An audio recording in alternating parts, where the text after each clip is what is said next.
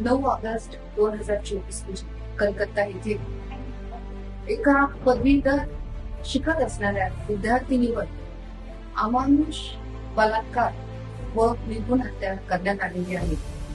त्या अनुषंगाने छत्रपती संभाजीनगर येथे इंडियन मेडिकल असोसिएशन, निमम डेंटल असोसिएशन, त्याचबरोबर होमिओपॅथिक असोसिएशन, नर्सिंग कॉलेजेस आणि सर्व डॉक्टरांचा पाठिंबा आहे आणि आज आम्ही क्रांती चौक येथे निदर्शने करत आहोत.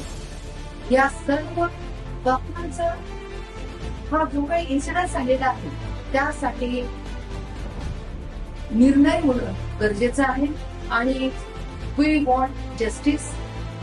एवढंच नाही तर दिवसेंदिवस महिलांच्यावर होणाऱ्या अत्याचार आणि इथून पुढे वाढत चाललेले आहे आणि डॉक्टरांच्यासाठी संरक्षण ही अतिशय महत्वाची बाब झालेली आहे.